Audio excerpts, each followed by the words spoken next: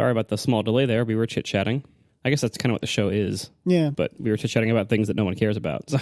And this is where somebody in the chat says, no, we care about everything, of course, which is very kind. But in this case, not true. Why don't you publish the unedited show? Mm-hmm. Because we swear like sailors, that's why. Also, it isn't as good. That's the biggest really reason. Isn't. It isn't as good. It sounds worse. There's talkovers. There's boring stuff that I edit out. Like, it's just not as good. The people want to hear some thoughts about the bagel emoji. Is there much debate? I mean, it is basically depicting like a lender's bagel. I never thought of it that way, but that's so true. And that's a terrible insult, which I know was not an accident. I don't think it looks like a lender's bagel at all. John, I'm curious. Like, I look at this and I see a number of problems with this bagel. People who aren't familiar with bagels don't see any problem with it, which is interesting because like emoji are just... So you mean Californians? Yeah, like, you know, like you wouldn't... they're supposed to more or less be universal, and I'm sure every item, were we to look at it, we would be like the people do with the animals. So, like, that animal has the wrong number of body segments, like the wrong number of legs. Like, there is major problems with a lot of emoji. They're just, especially since they show up small, and people have different ideas how to draw them. So I don't think the bagel is any worse than... It's probably not as bad as an animal with the wrong number of body segments or legs, for example. All sorts of things are messed up. But anyway, bagel, you would think, if Apple is drawing them, and they're in America... Maybe they'd know about bagels, but whoever drew this maybe doesn't. There's a couple of problems with it. The first problem, I think, is like, so bagels they look like rings, right? But you can draw all sorts of rings. You could draw a ring that's really, really skinny with a huge hole in it. You could draw one with a tiny, tiny hole in the middle, the proportion of the hole to the diameter of the torus to the diameter of the entire bagel. There is a certain range in which something looks like a bagel. And if you start moving outside that range, it starts looking, in the case of this thing, more like a donut. And you would think, isn't a donut the same as a bagel? If you're not familiar with bagels, you might think that. But the answer is no. Well, to be fair, like, it is a really difficult design challenge to try to design something that can look recognizably like a bagel instead of a donut at very small sizes. Like, I get the challenge there, and I think the way they've done it here is very clever in that way. Like, I don't think donut, first of all, because you can see the little place where little butt crack on top where like the ends of the dough would have been joined together allegedly by hand. And so it's kind of like a seam in the bagel, which handmade bagels always have. That helps a lot, but I think the biggest thing that helps is the way it's sliced in half. You would never slice a donut that way. So that to me is like the best disambiguation to say like this is not a donut, this is a bagel because of the way it is sliced and arranged in the frame. Yeah, that's why they made it that way, I'm sure. But the proportions of the torus volume thing, like it's the wrong proportions, all right? Well, it depends. It's the wrong proportions for a good New York bagel. But it looks like the way, like the bagels that were in my high school cafeteria in Ohio.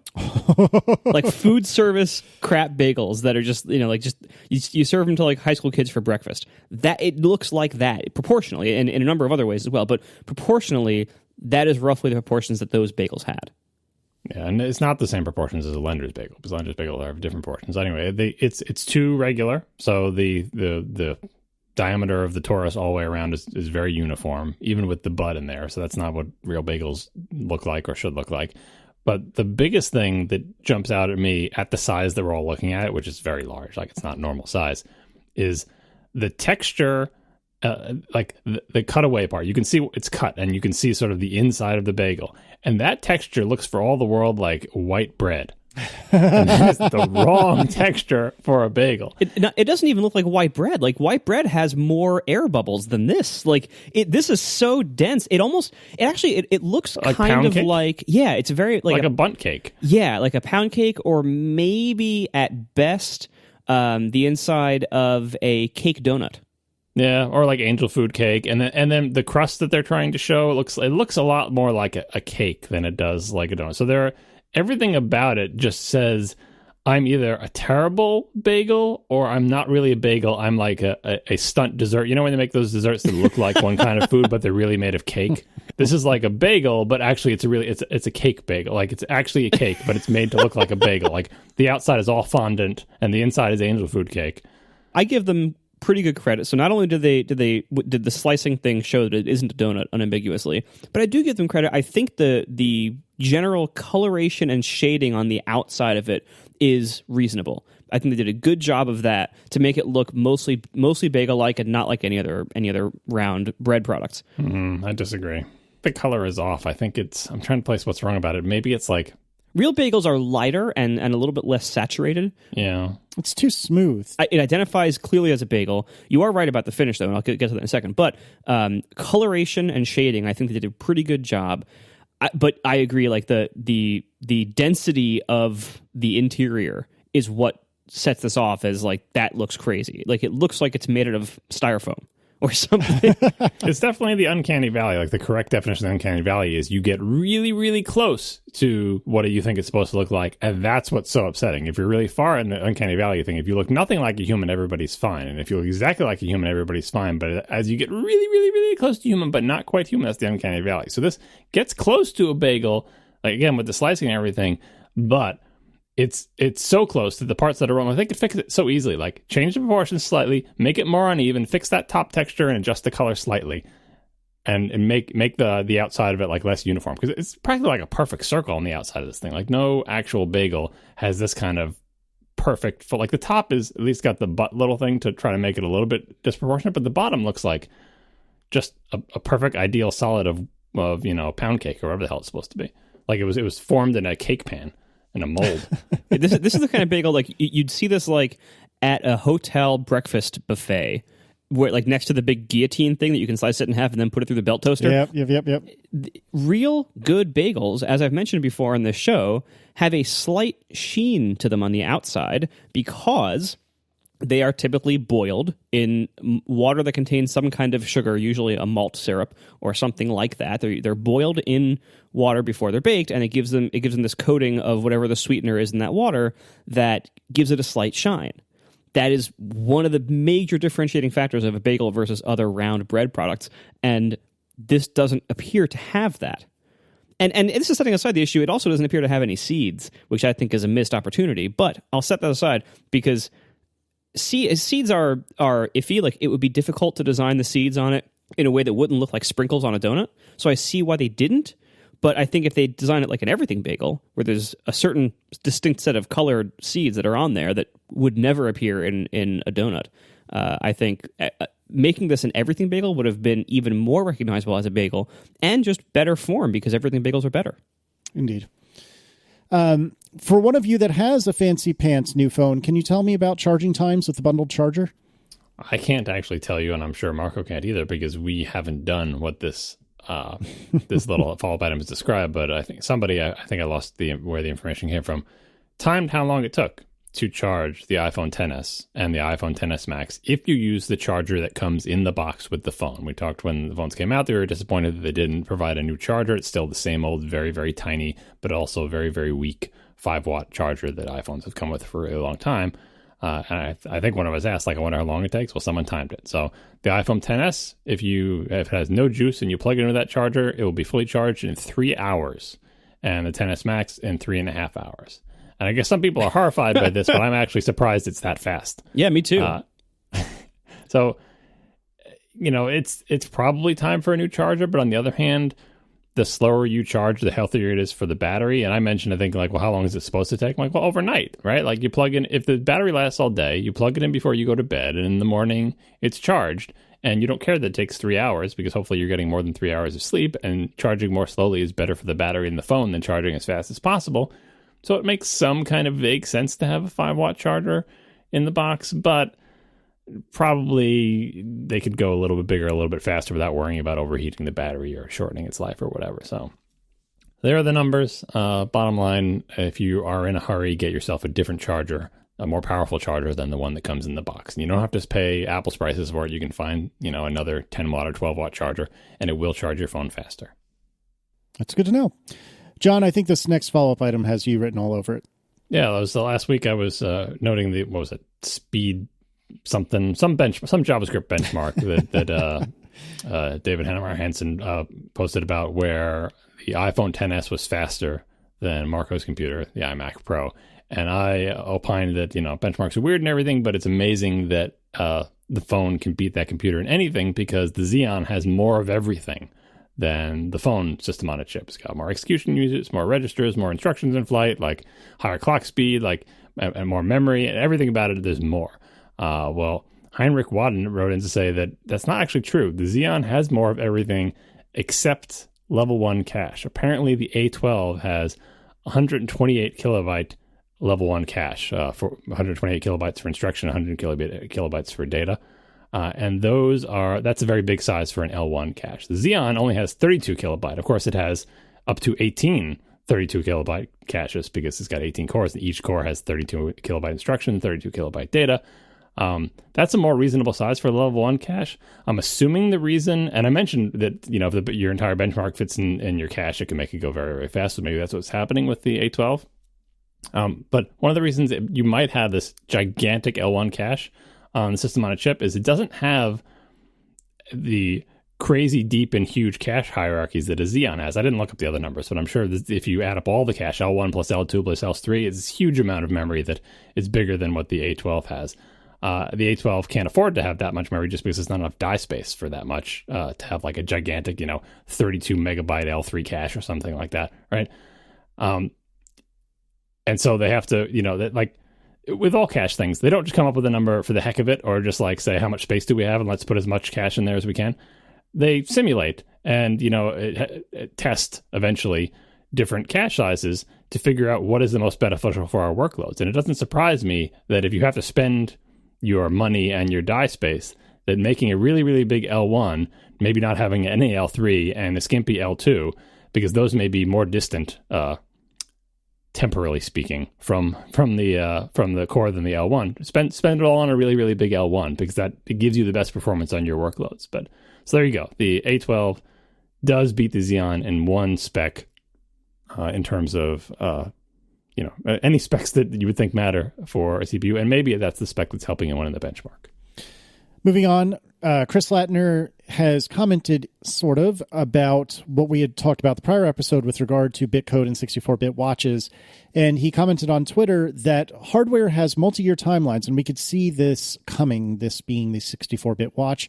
Making Bitcode happen was a ton of work for many teams. So that seems to me to be an slightly implied statement that, yeah, this was in no small part directly about this very thing. Bitcode was in no small part about this very thing.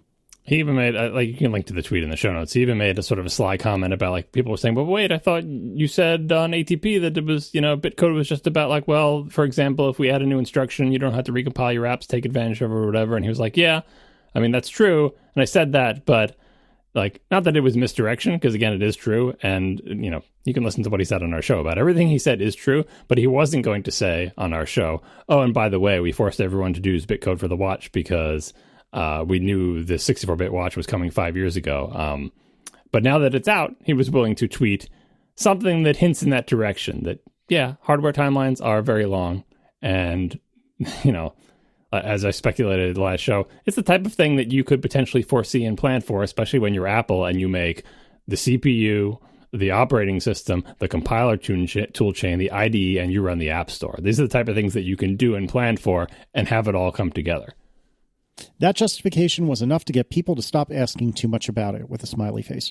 Hardware has multi-year timelines, and we could see this coming. Making Bitcode happen was a ton of work for many teams. He loves it when a plan comes together, that Chris Lattner. The A-team. Very well done. You proud of me? You proud of me? Mm-hmm. Tell me how proud of me. I was very surprised.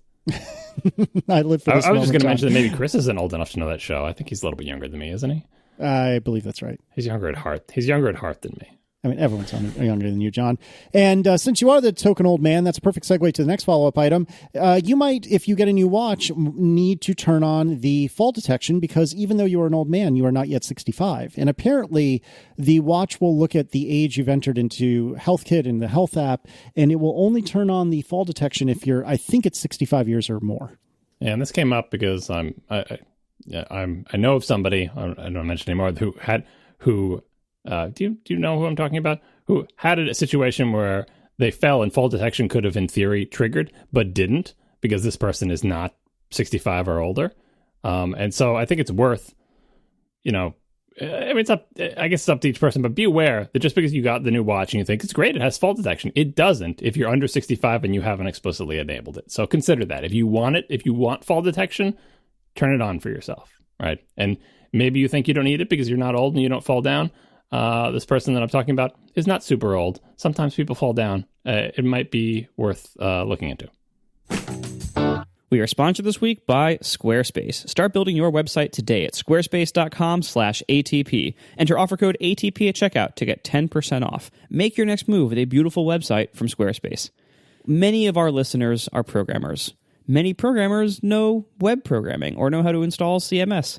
Lots of us, let's face it, we can install CMS or write our own CMS. We probably have written our own CMS at some point. We know how to make websites without using Squarespace. And let me tell you, these days, it's not worth our time almost ever to do that. Because you can go to Squarespace and you can get something that is either 99% or up to like over 100% of what you actually wanted, because they do a lot more that you might not realize you wanted, and they do it really simply.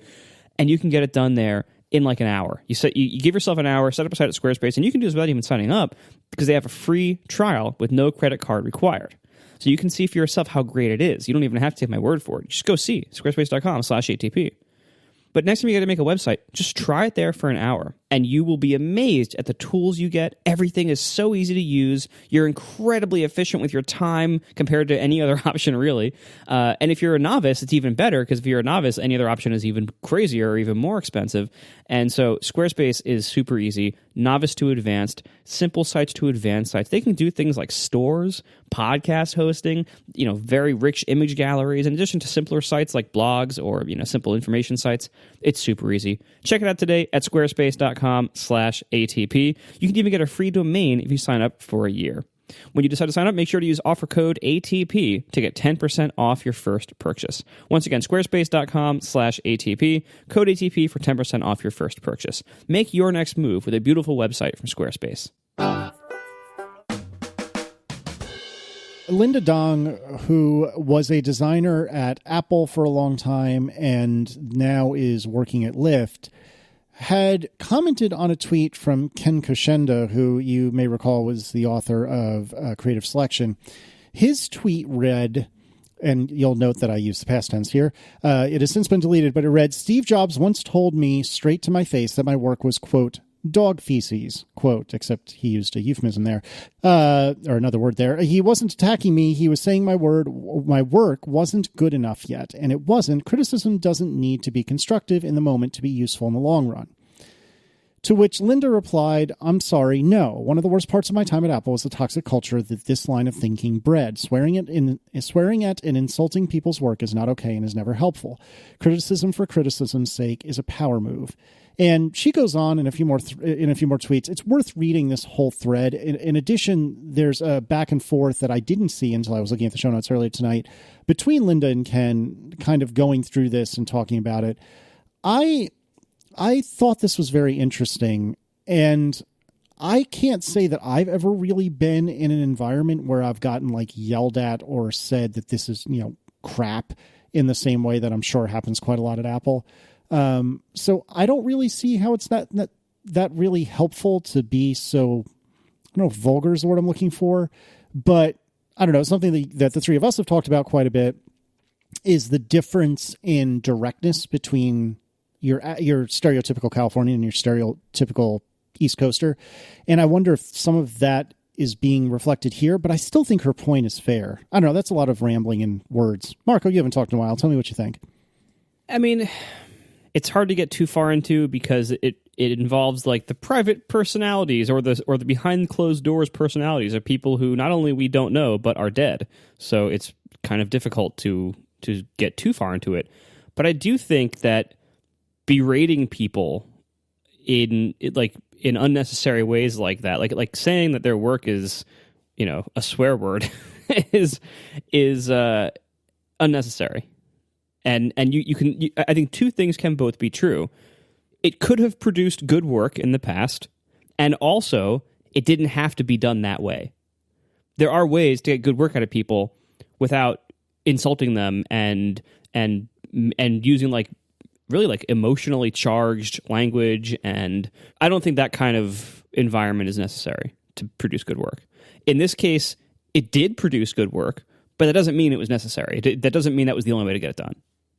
I'm going to try to tell a story I think I've told on a podcast before. It's about something I watched on television as a kid, and I always wish the internet had a way for me to find, like, where can I, obviously every video is on the internet somewhere. Can I find this television program from when I was a kid? And the answer very often is no, because I don't remember enough about it. But I'm pretty sure it was an episode of Nova or some similar PBS series that I was super into when I was a kid. I think it was talking about military training. And it was like, it's like a voiceover of like that voice of God, voiceover guy. He does the frontline stuff. I forget what his name is. Talking about some of the techniques used in militaries throughout history and across the world to make an effective fighting force. And one of the things they were talking about is like boot camp or whatever, things we've seen in movies where there is a very strict drill sergeant or someone who's training the troops who is very harsh and cruel to the trainees. And part of that is to build unit cohesion because they have sort of a common enemy, not an actual enemy, right? But like a common antagonist and, you know, the sort of collective punishment where if one member of the troop messes up, they all get punished. And rather than berating the person who causes them all to get punished, they would try to lift each other up. And like, there's all sorts of, they're explaining this philosophy and like, also explaining the sort of gender differences and how men, you know, in testing, men are more willing to do ridiculous things at the behest of the mean person, like accepting of the system that they're put into. I guess this is the system. I guess this guy yells at us, and if we do anything wrong, we get heavily punished. So whatever they say to do, I'll do, which is important in combat because you want people to follow instructions without question. You can't have people like debating whether they should or shouldn't go over that hill. You know, this is what the voiceover is saying. While this voiceover is going and explaining this philosophy with like, you know, visiting professors and historians chiming in, they're showing a bunch of people in military uniforms sitting at these really, really long tables. And they're all like in sequence and they've got their lunch trays and someone is yelling. It's in a different language. So they're not in, it's not in English. So they're in some other country. And someone yells and they all sit down at the same time and they all put down their glasses and they all pick up like their forks. And then as the voiceover is going, it's like it's building to a point or whatever. Like they're making all the points they're going to make. As the voiceover is sort of coming to its, you know, main point, someone yells something in some other language, and all of the people at the tables take their banana off of their tray because they all have the same meal, and they put it on top of their head. They put the banana on their head, and then balancing the bananas on their head, they all begin to eat while keeping the bananas on their head, right? Because that's what they've been ordered to do, right? And they're, you know, all doing it together. And as this is happening, the voiceover says, "These men are security guards at a mall." What? And it's like the ultimate stab, which is saying the stakes can be so low, but if you yell at people and are terrible to them, particularly men, everybody, but particularly men, will succumb to that and do whatever you tell them in a mindless fashion because they're so willing to go along with essentially the big angry ape who is in the room yelling at them, like the alpha dog, whatever it is, a sort of primal animalistic thing. Even if you're not in the armed forces, even if the stakes are you're a mall security guard, right? A fleet of people who are all putting bananas in their head and eating because that's what you have to do to be a mall security guard. And I always think about that, the susceptibility of people to fall into this pattern of, I don't know if it's Stockholm syndrome. Obviously, I didn't pay enough attention to the parts that they were talking about because I just remember the mall security guard apple banana on a head stinger. But like, so susceptible to accepting the idea that you can be treated poorly because like you stop thinking about the fact that you're being treated poorly. You start thinking about, I have to do what I'm told. This is how the world works. You accept the parameters that are set before you. Everyone else around you is doing it. You learn through painful lessons that this is the only way to get along. This is the path of least resistance, is to accept the yelling, to accept and just do what you're told. That's probably far afield from what we're talking about here at Apple, but I think about it because there's some aspect of that culture in people who are in an environment that is essentially, abusive, where, people are yelling at you or making you feel bad or whatever. And many people will not just accept that, but come to believe that there is no other way and that this is the best way. And Marco talked about, it didn't have to be this way. You could have got to work a different way. Even that, I feel like, is accepting the idea that, like, well, of course it works to yell at people, because yelling at people always works, but maybe there's another way.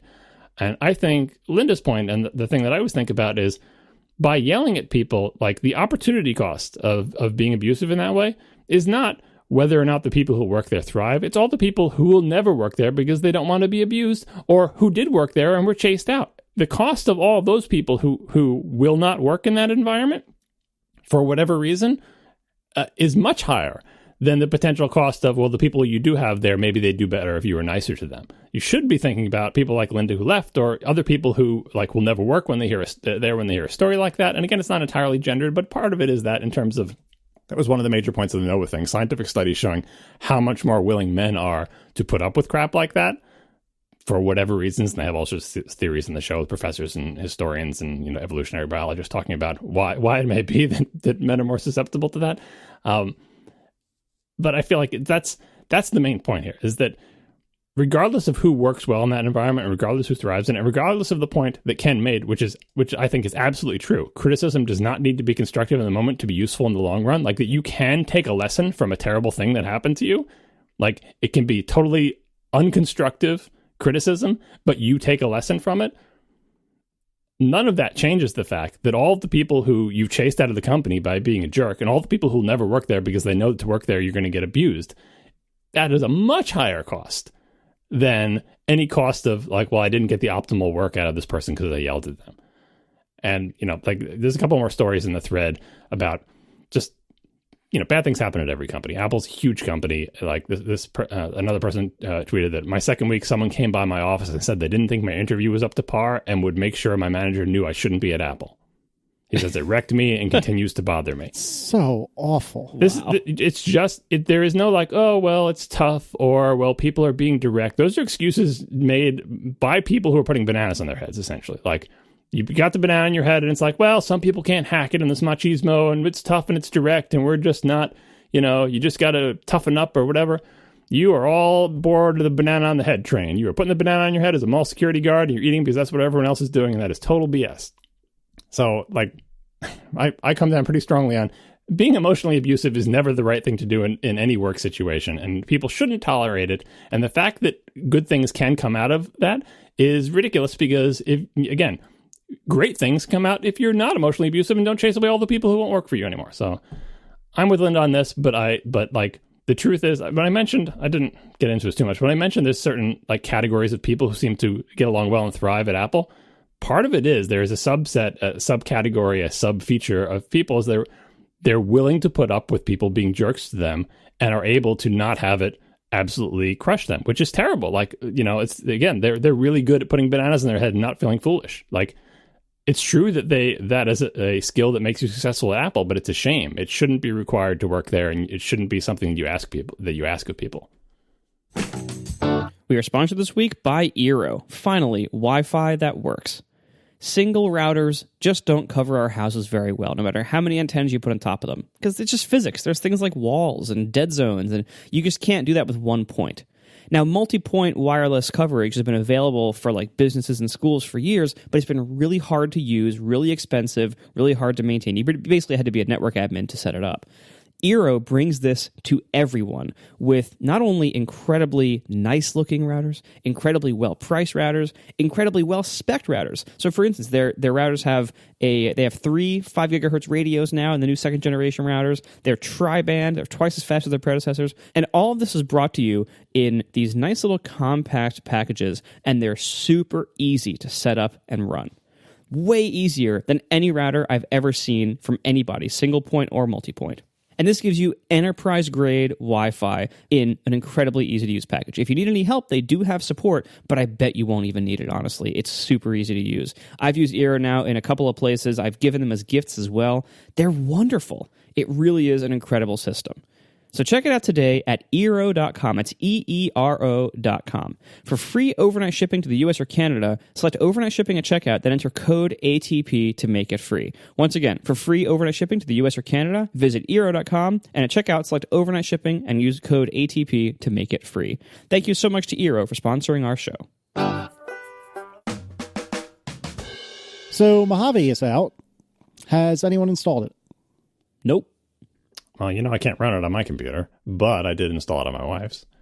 Okay. I've installed it on my Adorable. I have not installed it yet on my iMac, but I will probably do so in the next week or two.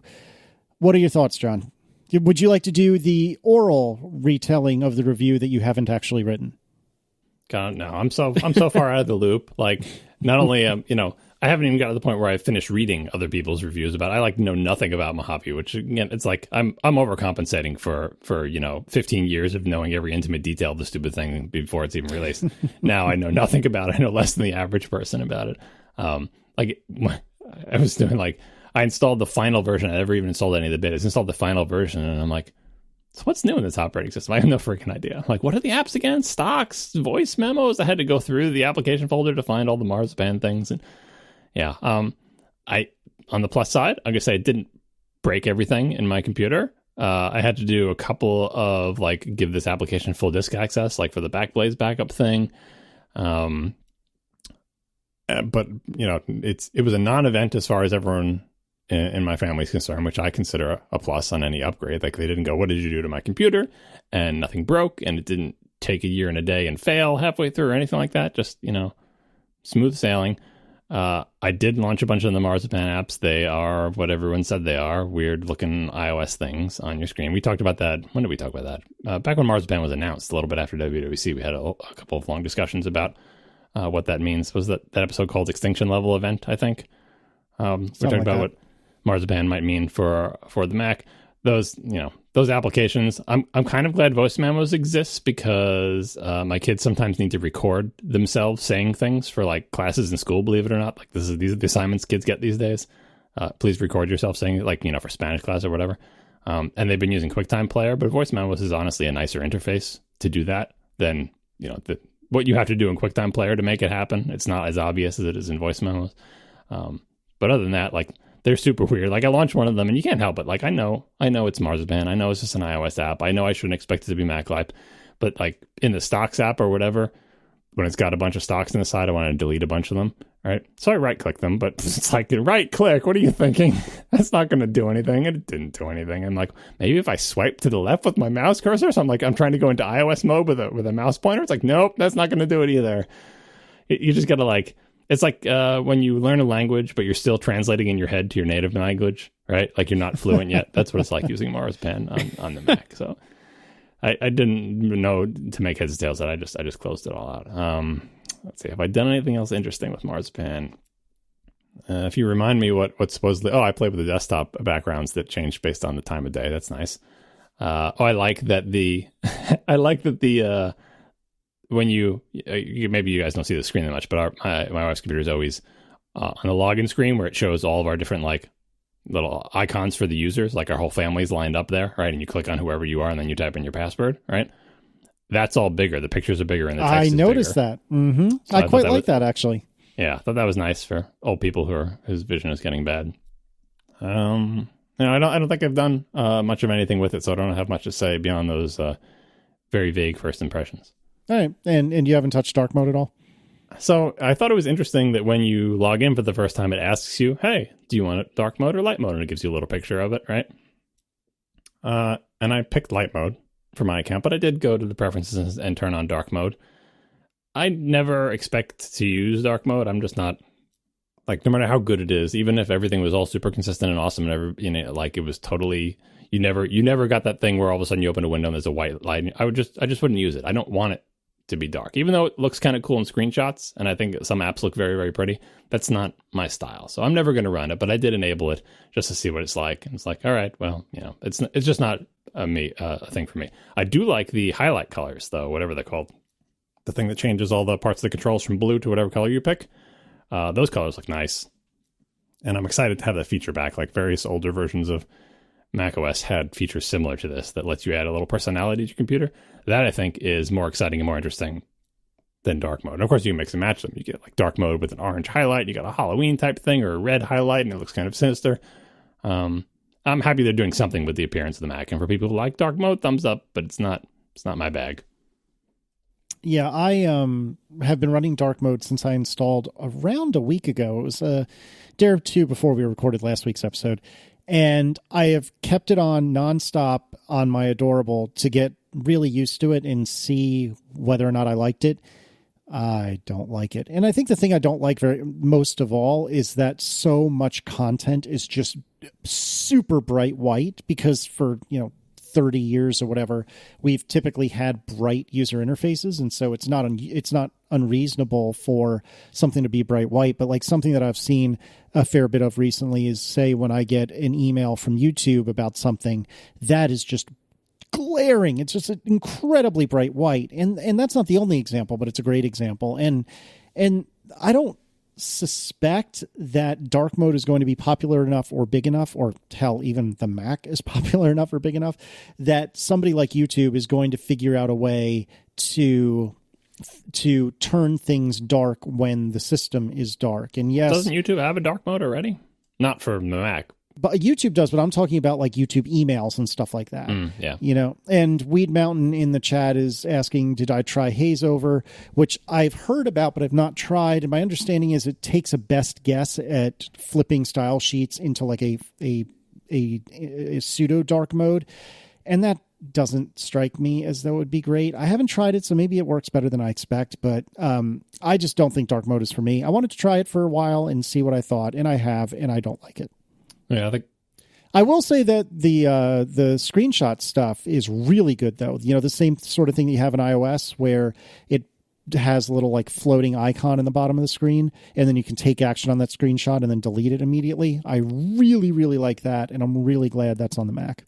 Yeah, I haven't actually tried that, but I've seen all the screenshots of it. On the dark mode, light mode thing, I think I've said this before, but like to me, being a super old person, like one of the defining characteristics of the Mac was that it came at a time when pretty much every computer, the aesthetic, and not just for aesthetic reasons, but practically there's a bunch of practical reasons, is you had a black screen, like 100% black, and the text on it would appear in whatever color. Like if it was a monochrome monitor, you'd get just the one color, green, amber, or whatever.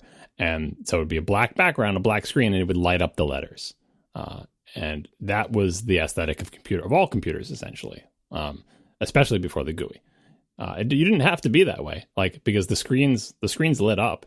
All the screens that had like amber or green, they could have been an amber background and then black out the pixels where the letters were, but they didn't. Nobody did that. That's not what computers look like. When you think about computers those times, you think of a black background and light up colors. And the Mac was the first computer that I had ever seen that totally reversed that aesthetic. So it had proportional fonts, a bitmap display, a monochrome monitor. And it's a monochrome monitor. Why wouldn't it be exactly the same as anything? It's like a monochrome, it was a CRT just like every other thing. Why wouldn't it be a black background? Because that's not what paper looks like. Paper is white and the ink is dark. And so everything on the Mac was a white background with dark ink. And I related to that, the intersection of liberal arts and whatever, which would only come decades later, right? That I said, yes, that's what I want. I like books. I like paper. I like printing. And these are proportional fonts. Of course, it should be a white background with dark ink, which is what it's been for, centuries, millennia. Like, that is the way writing should look. I've never looked back. Like, word processing to me on the Mac, like saying, oh, it's like a typewriter even. You put a white piece of paper in the typewriter and you have a black ribbon and the little thing strikes it, right? So that's the way computers should work for me. And it has a resonant, emotional, and sort of like revolutionary meaning to me that it was a stake in the ground saying computers are not a black endless void with green and amber text on top of them. We can, in the computer, make something that brings the best of the things we've made outside of the computer in. It should look like beautiful paper with proportional fonts and, fine lettering and all that other stuff. So when I do programming, I don't want it to be a black background with light text, which all the kids love these days, because every text editor that you get at like all of the modes they come in are a black background with like candy colored letters on top of it or anything. I don't want that. I don't want it in my word processing. I don't want it on my web pages. And, and I don't want my window Chrome to be like that, because it's jarring if you have the white against that. I just want the whole thing to look like beautiful pieces of paper with, nice little Chrome or Platinum or whatever surround. So I don't think I'm ever going to be aboard the dark mode chain, even though I think it does look cool in screenshots a lot. Yeah. Real-time follow-up from Rafola in the chat. Hazeover doesn't do the flipping style sheets thing, although I could swear something I heard about does do that. Anyway, they said that it only makes the windows behind your active window dark. So that seems even less appealing to me, to be completely honest. But again, I haven't tried it, so who knows? But yeah, I mean, I will say that Mojave seems good, seems nice. No actual complaints. I mean, dark mode isn't for me, but that's not a complaint. It's just not for me. The Finder stuff, I haven't really gotten that into, but that might be because the Adorable has a postage stamp size screen. And so I feel like all my Finder windows are extremely tiny now because I've allowed space for that sidebar. But I haven't really gotten anything out of that sidebar, but I'll probably try that again once I have this thing on my iMac. But yeah, I mean, all in all, it seems good. No problems, no complaints, but I wouldn't say it's revolutionary either. More stable than Sierra and High Sierra in their .0s, right? Probably, but I don't typically, knock on wood, have 0.0 stability problems. I usually have been pretty fine with any of them. I mean, it's not really stability, that's just an old term, but like, unforeseen bugs, things that aren't compatible, things that used to work that don't, stuff like that. Well, what about like almost every version of macOS in the last, decade or so, probably ever, but at least recently, almost every version seems to break some subsystem a little bit because it was rewritten or rethought or it was a discovery deed, and everything all of a sudden, like in that subsystem, like, oh, like in this version, like USB audio devices are wonky, or in this version, network discovery is wonky, or in this, like, there's always something, right? And so often it's audio. Yeah. I wonder, like, do we know, like with High Sierra, a lot of it was the graphics stack being, so much of it being rewritten in metal or changed around to enable eGPUs, whatever what's going on there. So High Sierra had lots of GPU and graphical bugs, and like Windows Server stuff. So I wonder, like, what is that for Mojave? Like, is there one of those for Mojave? Like, what is broken in 0.0 that we should expect might not be fixed until 0.2 or 0.3? I hope it actually fixes an audio issue, which I've actually found somewhat a solution to. So my stupid laptop at work has various ailments, and one of them lately has been when I come in on Monday after my computer has been sleeping at home for the entire weekend. Like, if the lid's been closed, it's asleep. It's on, but it's asleep. I come in on Monday, I open the lid, and I'm usually able to fingerprint my way into it, but then I get beach balls. Like, maybe I can click a few things and bring a window to the front or two, but then it starts beach balling. And then, maybe your cursor changes when you mouse over the dock, but then it beach balls. And then, like, it's just beach balls everywhere. And I let it sit there and say, is it going to come back? And it doesn't. Like, I give it 5 minutes, 10 minutes, and eventually it's like, look, I think I have a meeting coming up, and I can't look at my calendar until my computer comes back. So I basically need to hard reboot it, right? So that's one of the major ailments that's bothering me. But the second one is that every once in a while, usually when I'm about to do a stupid WebEx meeting with somebody, right, my computer stops making sound entirely. All right, so I get on the WebEx thing and I can't hear them. I can see the little lines on the little microphone icon going, but I can't hear anything. I'm like, is it muted? Turn the volume up. Nothing happens.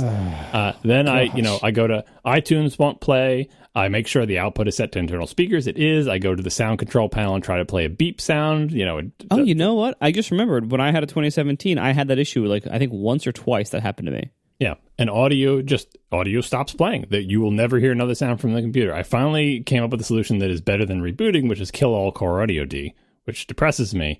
But what I'm hoping is that maybe, because that will kill that audio demon. Hey, my computer makes sound again. It's a miraculous fix. I love it. It's great when I find the right process to kill. But I hope Mojave fixes that, because this is all back on High Sierra. So I have some hopes that maybe Mojave fixes something in a subsystem. But of course, I won't know until I can upgrade at work. And work, of course, is blocking the upgrade to Mojave until they decide that it's safe. I mean, to be fair, like, that isn't unreasonable. Like, Apple's history with the .0 releases of these is not great recently. Yeah, I'm not complaining. And honestly, like, the .1 occasionally makes things worse. So, I'm trying to decide when I should install this. And honestly, I gotta say, what I've heard from almost everyone is it's fine. And I have heard that more about this release than about any recent release. And the same thing, give them full credit. I can say the exact same thing about iOS 12. Exactly. Yep. Like, iOS 12 is also, like, since the beta was rock solid. Like, I ran the beta all summer. It was fine. There were no problems. So props to Apple for, lots of complaints about stability of their OS releases, especially in the 0.0, and, they're 2 for 2. Yeah, and even like watchOS isn't too bad. It's well, they're great on a curve for watchOS. Yeah, oh, totally. Like on the new hardware, there are some bugs in WatchKit because I remain confident that Apple does not test WatchKit like at all. Like I'm pretty sure no one's job in Apple is make WatchKit apps to make sure WatchKit works. And so when they did the new watches, basically the new watches, because they have curved edges, they now have safe area insets, kind of like what the Notch did to the iPhone 10, where like now there's like the concept of the safe area. So the screen goes so far, but the safe area is like the full height on the iPhone 10 minus like, the 40 whatever at the top and the 20 whatever at the bottom for the Notch and the home indicator. Well, those Series 4 watches now have those same safe area concepts basically. And there are certain areas of WatchKit where it's just comically buggy. Like in the current Overcast watch app, you'll see that if you try to scroll the list views, if your finger starts on the table header, it doesn't scroll correctly. It like part of the table scrolls under the header and then stops, and then a second touch is required to get it to scroll more. But if you begin the touch on the table view, it doesn't do that. Like, and that's just a bug in WatchKit. Like, I can't do anything about that. I filed it. We'll see what happens. There's other bugs where, like, if you have a page view controller on the Apple Watch, which is the kind that has the dots in the bottom and you swipe between pages, like the Overcast app, the page view controllers calculate the safe area inset incorrectly and apply it basically twice. And so, nice apps that use page view layouts on watchOS can't put controls in like the lower 40 pixels of the screen. So we have significantly reduced height. If we do try, it'll just be scrollable unnecessarily, which nobody wants. So that's a wonderful thing about that. Like so anyway, watchOS is buggy only in the way that they added new hardware and just the support for that new hardware is pretty half-baked so far. But the rest of the OS, or when you're running out on old hardware, is fine. It's rock solid. I was running that all summer too. It's fine. And so I got to give them credit. This recent, round of releases has been pretty damn good. I mean, I think tvOS updated, and I didn't notice, so that's fine too. Like the rest of the world, we don't notice whatever they did, and it's fine. So got to give them credit. This is a pretty good round. So I am thinking about installing Mojave, but I'm a little bit scared because I've never thought it was a good idea to install a 0.0, and especially in recent years when the 0.0s have been so rough. But I do keep hearing that Mojave's fine. I mean, you can still wait. Like if there's not a feature that you're dying to have, there's no harm in waiting. But yeah, like seems good all around in terms of, and hopefully it's because we had those rumors a while back that we talked about on the show of things they supposedly pulled from all these releases because they, to concentrate on stability, to say, okay, well, what I forget what they were, but this was going to be an iOS 12, but it's going to be delayed till 13 and similar for Mac stuff. And whatever they did seems like it was the right call. Yeah, it worked. Like, yeah, whatever they did, it worked. So keep doing it. Yeah, and I think people, and the other side of that is, and people are not annoyed that like iOS 12 doesn't have enough features, right? It only takes a couple, like shortcuts alone, which was basically mostly an acquisition app play with some OS integration, but not like a major new deep OS thing like multitasking or notification center or that type of thing. But it's a significant new feature that some people are that really has a big impact on the power users, and people who are not power users just want their phone to work well, and they want new emoji, and they want the built-in apps maybe to be a little bit better, but mostly it maybe be better performing than the old OS on their existing phone or whatever. But mostly they just don't want their phones to break at this point. So I don't think people are. It's like, yeah, they're stable, but iOS 12 was a dud. No, I think people like it. People like the new features. They're not missing whatever was pulled from it. I think overall we'd much rather have a release like this that has enough new stuff to be interesting, as opposed to cramming everything in and having one or two of those things sort of spoil the whole barrel of apples. One rotten apple spoils the bunch. I don't know. You know what I mean? Something like that. Yeah, because even if everything else works great, but whatever the major new feature is flaky, that just makes the whole phone experience bad. I could, take down the whole thing and cause Springboard to reboot, or like if there was like a keyboard problem, it would come up in every app that has to bring up a keyboard. So I think they're making better decisions. They're making better life choices. Wow. No, I will agree. I've been very pleased with Mojave on my Adorable. Like I said, I'll probably put it on my iMac sooner rather than later. It's been going really well. One thing though that I did want to bring up is a series of tweets by a friend of the show, Steve Troughton Smith, wherein he started thinking about Marzipan, which again is the iOS apps on Mac OS kind of cross framework thing. So Steve wrote, everybody's looking at Marzipan and going, wow, these apps will never fit in on Mac OS. And I'm here going, wow, this is what Mac apps are going to all be like in a few years. So to rephrase, Steve is saying the way that Marzipan apps look and potentially function is probably, to his estimation, probably going to be what all Mac apps look like in the future, which makes all of the grumpy old men that like the Macs, like the three of us, did I just say the Macs? Oh my God. Anyway, that makes the grumpy old men like us really grumpy. So Steve continues, logically, I expect Marzipan to get better on the desktop, visually and functionally, iOS-based apps to dominate and subsume macOS-based apps, and many of iOS's paradigms to win in this transition, enabling new classes of touchscreen computers that otherwise wouldn't exist. So he wraps up with, macOS is Apple's incompatible niche, non-touch fork of their dominant software platform, and that hurts it more than it helps. Those divides have to go. Let me read that first sentence again. macOS is Apple's incompatible niche, non-touch fork of their dominant software platform.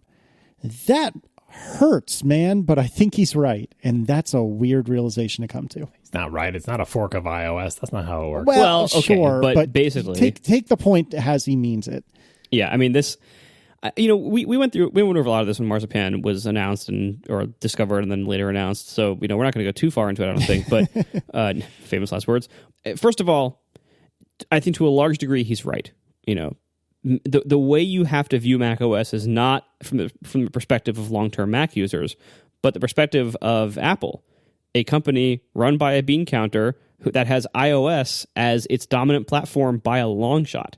Of course, Apple has and will continue to put way more effort into iOS than Mac OS. That has and way more effort into the iPhone and iPad hardware than the Mac hardware. But here, let's ignore the hardware for now. We're talking about software now. iOS has already been dominating all of their attention for the last decade, and it's going to continue doing that. So as much as we love the Mac and need the Mac to continue and to grow and to mature and to get attention, the fact is Apple hasn't been giving it that much. And while they've made great strides in the last year or so, it seems, it doesn't seem reasonable to expect the Mac to ever be a high priority in this company again. It isn't even just about being a priority to Apple. It's also about being a priority to all other developers out there in the world. It's really hard for companies to justify building really great Mac apps when they can get so many more people on iOS. So often the Mac is relegated to just a web app or an Electron kind of thing, which is just a web app, really. It's so often like the Mac is kind of lumped in with like web and other, from software development perspectives of like how do we bring our app or service to the two different platforms. You get like a native iOS app if you're lucky, you get a native Android app if you're lucky, and then like everything else just gets like a web app in some kind of container.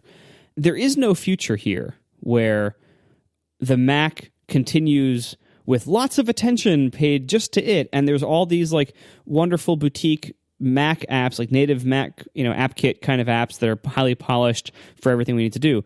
That isn't even the present, so it's definitely not going to be the future. We're not going in that direction. And that hasn't been the case for a while now. Like that, we have some great Mac apps, but we don't have a lot, and we're probably not going to have a lot more. You have to come to the realization, as Apple probably has, and as many developers have, and as many companies have, you have to come to the realization that like, if the Mac isn't worth supporting for most people to a large, like with a large investment, how does the Mac continue? Does it just continue getting like neglected and having a very small number of good apps being made for it while the entire world passes it by? Or is there some way to harness what the entire world is doing anyway to make the Mac better? So that's, I think, what the goal of Marzipan has been. Apple saw this coming. They, at some point in the last few years, had a wonderful change of heart about the Mac, that they seemed to just want to die for a while, but now they seem to not want it to die anymore, which is, it sounds like faint praise, but it's progress, right? So they have to bring the Mac forward somehow when both they and everyone else can't justify pouring tons and tons and tons of ongoing effort into it. So what do? Find a way to leverage your iOS code base, both Apple and developers. And I'm one of these developers. Like, this is, I'm not trying to hide this or minimize this. Like, it is not worth bringing my app to the Mac because it's too much work for too small of an audience. Like, and part of that is just because not a lot of people listen to podcasts on the desktop. So my audience is even smaller than the average might be for some kind of thing like this. But it is not worth me rewriting my entire UI for a platform that's probably going to have less than 5% of my user base. And then having to maintain that entire UI over time is also not a trivial amount of work. So if Apple gives me a way to bring my iOS work to the Mac with minimal effort to make it work, that changes things completely. Then I can still be maintaining one code base, one UI layer, and only have minimal changes like what I do on the iPad. Because the iPad has about 5% of my usage, but it's okay because it takes less than 5% additional work to make that happen, so I do it. And if the Mac can become that kind of thing, then I'll do that too. It won't be that kind of thing if it's 100% more work, because it isn't worth it. And we've seen for the last few years, the kind of attention Mac OS gets from Apple, it's not enough. If the Mac is going to move forward and mature and ever have like meaningful progress made on it from a software point of view, it needs Apple's attention much more than it has, and it needs developers' attention much more than it has. And the only way to do that is to help reduce the differences of working on and targeting macOS as a platform. That, I think, is what Marzipan is doing. Now, that all being said, all these reviews coming out about Mojave and about how much the Marzipan apps suck, we only know a very small part of this story so far. Apple hasn't even told us their real name for it yet. They gave us very little information because they knew people would find stuff in Mojave. So, all right, we have to tell people what this is, but that's all. We don't have to tell them that much more about it. I continue to believe that, look, there's a reason why the apps they brought over from the iPad versions were these kind of low priority apps. News, stocks, home kit, and was that it? Voice memos. Voice memos, right. These are these very simple, pretty low priority, or low profile apps. If voice memos sucks on the Mac, well, there wasn't a voice memos on the Mac before, so it's better than nothing, right?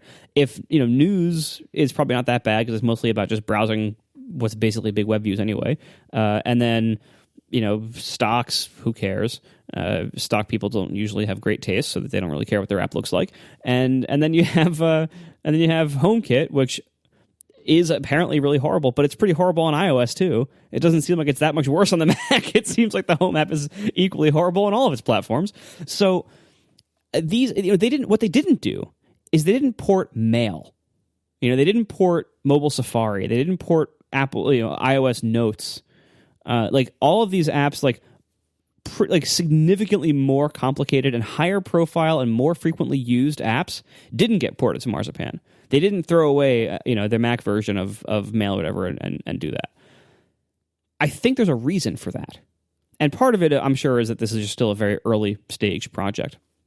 But also, I still believe that the rumblings we heard earlier this year about about new UI frameworks and stuff like that, what was it, reactive frameworks or declarative frameworks? Mm-hmm. I still continue to believe that maybe there's something else on the horizon here, and we're just seeing part one of this story. And there's a reason why they only ported these really trivial apps over, and they're kind of holding back on us because whatever the other parts aren't done yet.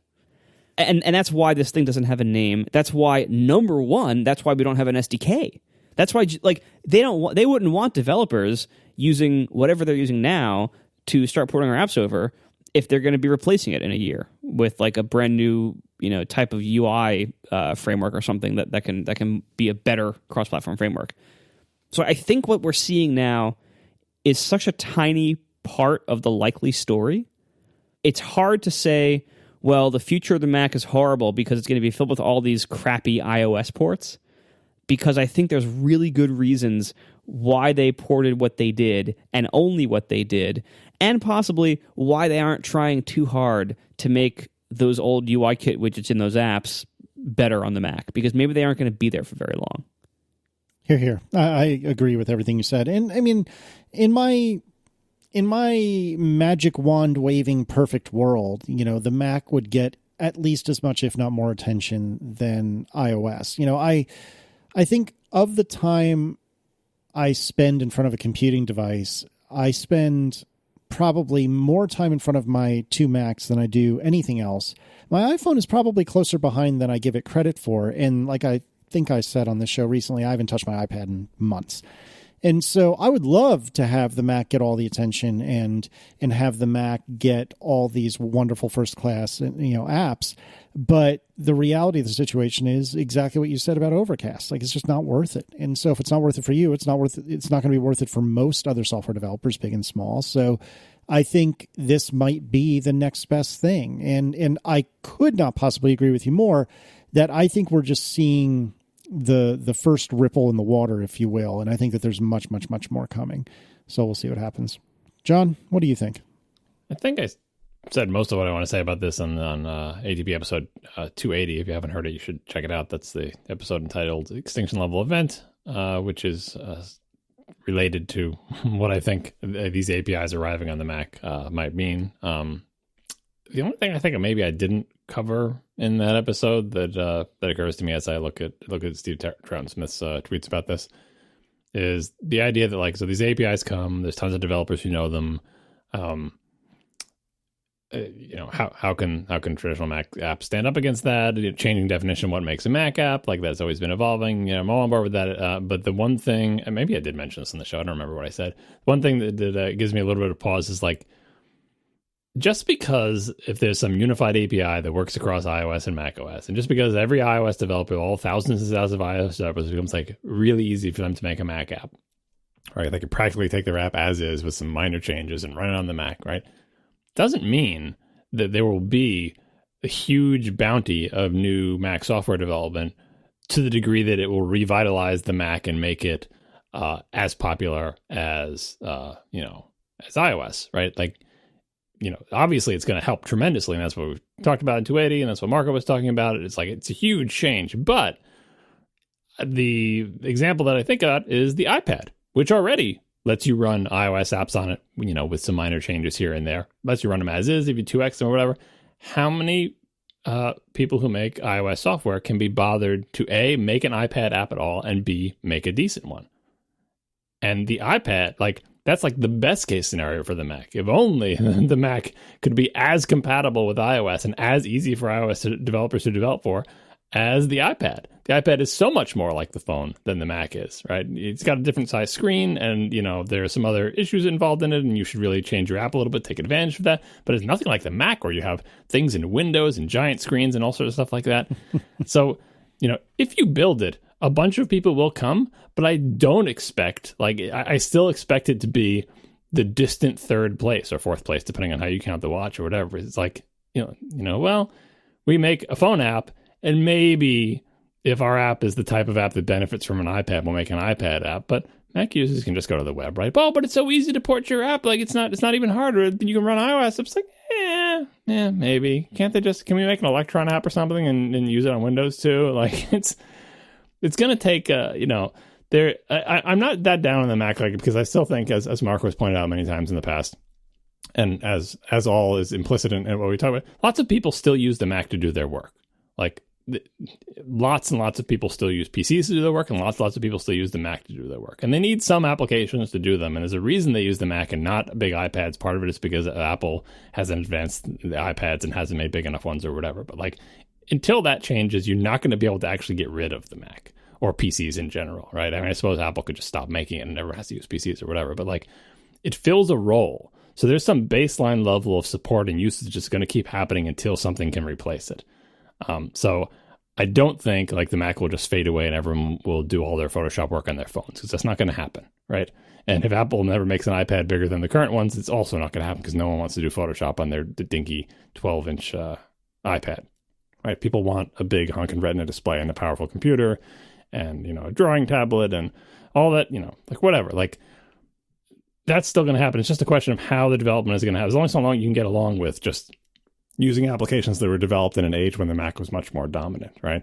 So one possible solution is essentially the Mac becomes, a big iPad in terms of software support, not in terms of like the software is there, but it's like if you want to make an app like that, take your phone app and make it really big, or develop for the iPad first and make the affinity design apps for iOS and everything like that. So I think it's going to be a long time before we figure out how software is going to work on the Mac. But unless probably one of Apple's platforms comes to replace it, and unless it goes away entirely, it has built-in life support based on the fact that there is no replacement for certain things that you do on the Mac. So I think that will help with this, this battle for the future of the Mac in terms of what do Mac apps look like, what APIs do people use. Like the reason this battle is taking place at all is, Apple even recognized at this point, you can't just like, well, we don't really have to worry about the Mac. It'll gently fade away. It won't gently fade away because there's nothing to replace it yet from Apple. Like they haven't advanced iOS to the point where it can do everything the Mac does.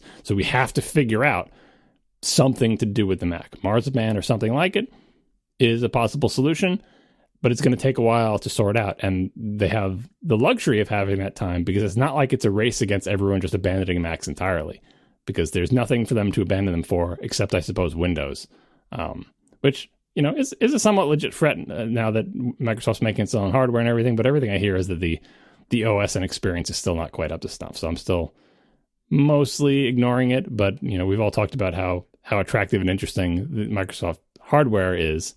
So maybe Apple should keep one eye open about that as well.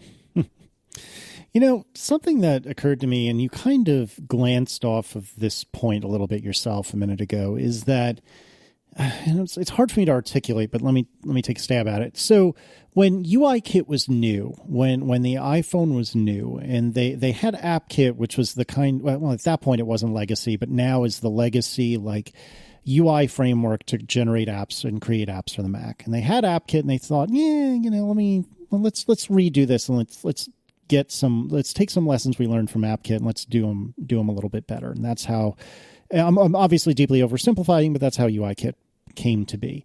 And UIKit is what we use on iOS and to some degree on some of the other iOS platforms like tvOS and watchOS, kind of, sort of. But UIKit is generally understood to be better in most ways than AppKit and certainly more approachable in a lot of ways. And so for a new developer to any Apple platform, it seems silly to go for AppKit because it's old and slightly busted. Why not use UIKit? And now with Marzipan, we're bringing UIKit onto the Mac to kind of either replace or supplement AppKit. But what if some of this is going to go the other direction as well? And what if, and I'm thinking specifically about the rumblings we've heard about 4K external displays on iOS. What if we do need windowing on iOS? What if we do need some of these things? What if we need a menu on iOS? Which that I'm less convinced is true. But what if? What if some of these uniquely Mac traits need to go toward iOS? And what if we're on the precipice of some new thing that replaces UIKit? Now I'm kind of bringing in what Marco was saying earlier. What if we're on the precipice of some new thing that's UIKit 2, if you will, that is kind of the all-consuming new version of UI programming for Apple platforms that can handle windowing or not. It can handle a menu bar or none. It can handle touch or not. And it just becomes all things to all people. I don't know. I don't know if that's what's going to happen, but I can certainly see a future where iOS starts borrowing from macOS, macOS starts borrowing from iOS, and this is what I think Steve Troughton-Smith was also driving at. Suddenly the delineation between the two gets much smaller. you still need to convince people to use, again, with like the iPad, you need to convince them to make a bigger version of your phone app that takes advantage of the iPad screen. Like, so many people just can't be bothered because there's not enough customers. Like, it's not like they're mean people. It's just like, well, most of my users are on the phone. Some people have iPads, right? Especially with the universal apps where you can't charge again for it. Like, the Apple wants you to make one app that runs on both. You could make two separate apps, but it's not the thing to do these days. So in any future where there's any kind of unified API across all of Apple's platforms, whether it's the new thing you described or whether it's just UIKit as it is or whatever, I think the apps will sort themselves by expected work, right? So apps that take advantage of the Mac and take advantage of the things the Mac has to offer are going to be apps that are expensive things for professionals who need them to do their work and who derive value from them. Anything that you can't charge a lot of money for is just going to be like a phone app that runs on your Mac, right? Because it was developed for the phone. Most people use it on the phone. It's cool and nice that you get to use it on your Mac, but if you complain to that developer, I'd really like it if you supported the Mac better and supported more multiple windows and had right-click menus on things and, you know, had a better menu bar. And like, they're going to be like, just be glad you can run my app at all. Like, it's not worth it to me to do that. If I can't, it's not that type of app. It's not, you know, Photoshop. It's not one of the Affinity graphics app. It's not a CAD application. It's not an IDE. It's not a programmer's text editor, right?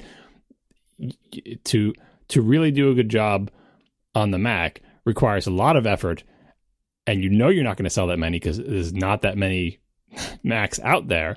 So you have to charge a lot of money, and you can only charge a lot of money if it provides a lot of value for someone who probably uses it for their work, which is most of the best Mac apps have almost always been. It's just so happens we also had the fun little apps, but now all the fun little apps are on iOS. That's where the big money is for anything casual. The only reason serious apps aren't on the phone or the iPad is because those platforms are just not capable of supporting, you know, something that you could do on a 5K iMac with Photoshop. Like, the screens aren't big enough. You don't have precise pointing, even with the pencil. Like, there's no paradigms for like menus and windows and stuff like that. So I think that sorting, regardless of the API, will happen and is a fine thing to happen. Like, I think we would all be fine with that. We want the Macs to do the things the Macs are good at. And I would be perfectly okay with access to all the software that's available on the iPhone and the iPad in some semblance on my Mac that is better than the Marzipan apps in Mojave, obviously. Like, we all assume this is going to evolve.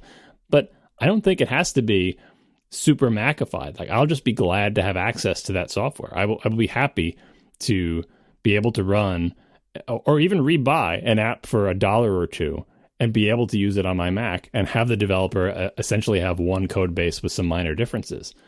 That's perfectly fine with me, as long as, you know, there is some good pro photo application. Maybe Apple should get in on this business. They should think about making a pro photo app. What do you think? What do you guys think? Is that a viable business? Anyway, or Photoshop or Affinity or, you know, BB Edit or any of the applications that, you know, or Chrome and Safari for that matter, right? The fact that Chrome on the Mac is more full featured than Chrome on iOS is. I like that, you know. So those type of applications that I use every day, as long as those continue to exist and be developed by somebody on the Mac, I'm okay with my IRC client being a port of some iOS, not a port or whatever, being essentially something that was developed primarily for the phone or the iPad.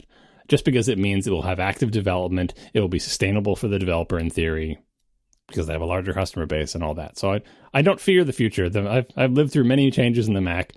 Nothing could be, I was going to say worse, but nothing could be more traumatic or dramatic than the classic to macOS 10 transition. So I feel like I'm ready for this. So obviously they could still blow it and do terrible things, and Windows could still come from behind and eat their lunch. But right now I'm still optimistic, even if, as Marco pointed out, the Marzipan apps and Mojave are a little bit silly, but consider it a technology preview. We are sponsored this week by Casper. You spend a third of your life sleeping, and Casper believes you should be comfortable. So their experts work tirelessly to make quality sleep surfaces to cradle your natural geometry in all the right places. Designed to provide supportive comfort no matter what your body shape or size is, designed to mimic your human curves. The original Casper mattress combines multiple supportive memory foams for a quality sleep surface with just the right amounts of sink and bounce. The breathable design also helps you sleep cool. And with over 20,000 reviews and an average of 4.8 stars across their site, Amazon, and Google, Casper is becoming the internet's favorite mattress. They also now offer 2 new mattresses, the Wave and the Essential. The Essential has a streamlined design at a price that won't keep you up at night. And the Wave is their new high-end model. This is the one that I've been sleeping on for probably about 6 months to a year now. And let me tell you, we love it. It's really, really good. The Wave features patent-pending premium support to mirror the natural shape of your body. And all of these are designed, developed, and assembled right here in the U.S. Casper makes it really easy to buy their mattresses, too. They have affordable prices by cutting out middlemen and selling directly to you, and they have hassle-free returns within a 100-night trial. This is how this works. If you are not completely satisfied, they offer free shipping to your door and free returns in the U.S. and Canada. So you can be sure of your purchase with Casper's 100-night risk-free sleep-on-it trial. Get $50 towards select mattresses by visiting casper.com/ATP and using code ATP at checkout. That's casper.com/ATP with special code ATP. Terms and conditions apply. Thank you so much to Casper for sponsoring our show. David Brownman writes, we had a lightning strike in our neighborhood last night. Of course, at this point, it was probably weeks ago, but that's okay. And our router and modem got fried, which is not okay. Besides newer surge protectors, is there anything we can do to protect our electronics? One key thing that I think most people don't understand about surge protection is that surge protectors can be used up. They can wear out. The bad ones or the cheap ones tend to not have any indication that this is the case. If you've ever seen on a surge protector some kind of like second light that says like, you know, protection or something like that, like this is what you're looking for. Like some of them can tell you if they have basically, you know, failed or not. The problem is that the way most surge protectors fail, if they've like given up their capacity to protect you, is not by like stopping working, which would indicate to you, oh, like this thing doesn't work anymore, I should replace it. Nope, they just keep working happily and they just silently don't protect you anymore. So what you need from surge protection is, first of all, it should be good quality, which is not easy to find. And you need some way to indicate and to clearly see on a regular basis whether the protection has failed or not. Ideally, it would actually stop the outlet working if it fails, but I don't think many of them offer that. And it's hard to find good quality because this is one of those areas where like so much of what you buy at every price point, you can buy mostly crap because it's mostly just the same cheap garbage on the inside no matter what you buy. There's a few exceptions. You can find good stuff. If you can't do something very sophisticated like a whole house protector, which they do exist, I don't know anything about them, so I can't tell you about those. But if you don't have a whole house surge protection in place, if you can find something good quality, great. What I have found is the Triplite Isobar series. This is you can get them with a whole bunch of different outlets. They're like these big, chunky metal enclosure things. And if you look at reviews of these things, people have taken them apart and they can actually see the components inside are like actually good quality components. It's actually providing a good level of protection. And it actually provides, of course, like the clear light that shows you like you are protected or you are not protected. I would strongly suggest putting one of these, like I actually like the just direct plug-in 2-outlet thing where it's literally just like, it looks like an outlet sitting in front of your outlet. And so then you can plug into this any number of like, you know, outlet strips you want, basically, because you don't need your surge protector to, you know, have 10 outlets on it. You need good surge protection, and then you can multiply the outlets with whatever else you want, whatever other cheap stuff you want. These outlet things from these Triplite Isobars are about $25 for the little plug-in kind that I use. I suggest you put them on all your major appliances, washer, dryer, dishwasher, refrigerator, because those are surprisingly sensitive to surges, as well as put one like, you know, between the wall and your computer desk and your TV setup. And then you can plug whatever else into it you want and you're fine. And just check it every so often. Like ideally, I mean, they're kind of ugly, so you don't want them too visible, but ideally just like, you know, walk around and check them every so often just to make sure that protection light's still on.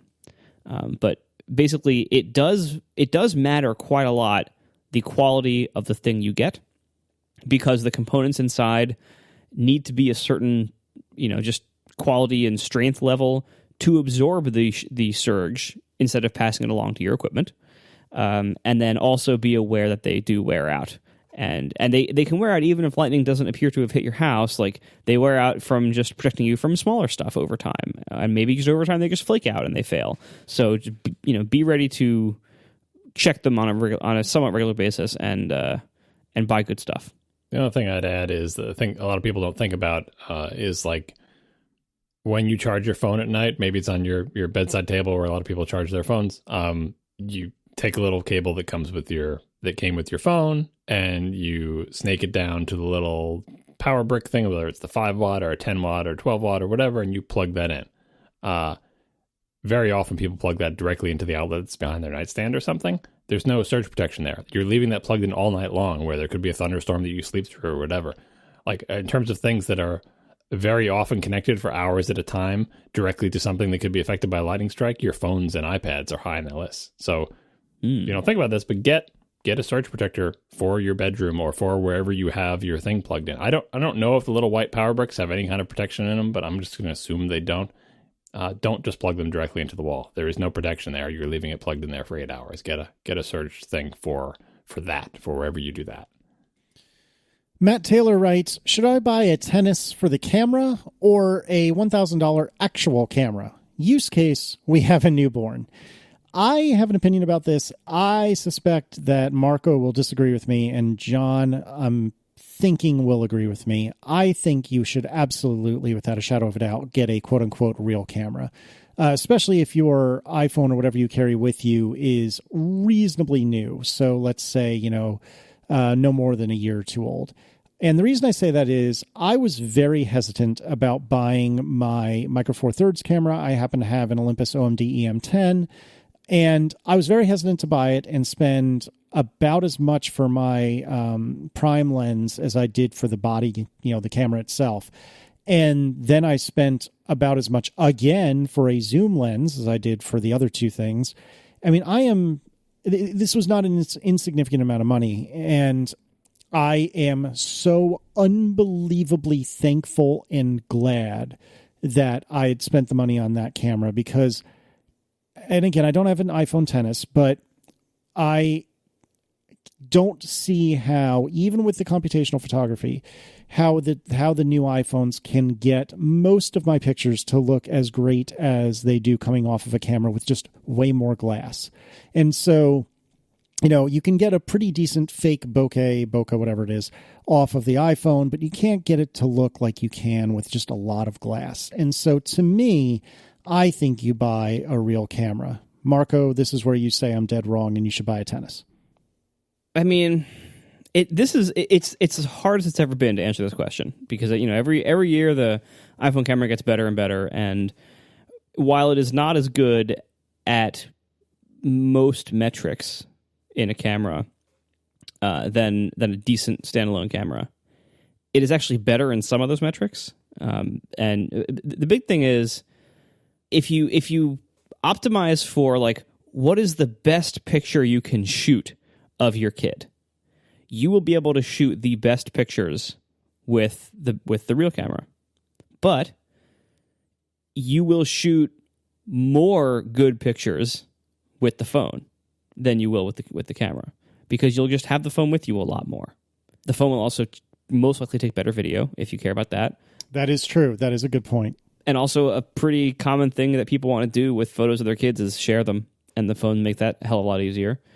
And ultimately, the reality is you will get more total picture quality, I guess, out of the phone than you will out of the camera because you will take more good pictures with it because you'll just be taking a lot more pictures with it, period. So it depends on what you're optimizing for here. Obviously, the best solution is if you can, get both. But that's obviously not going to be possible for everybody. So take a real hard look at if you can't get both, or maybe if you can't step back to the iPhone XR and apply that savings towards a camera, keeping in mind also that whatever you buy with the real camera setup will last you more than a year or two. The iPhone's going to last you between 1 and 3 years, depending on how aggressively you tend to upgrade it. The camera is going to last longer than that. So keep that in mind when you're figuring like pricing and value and everything. But if you could only have one, I would probably say the phone, because the camera is so good.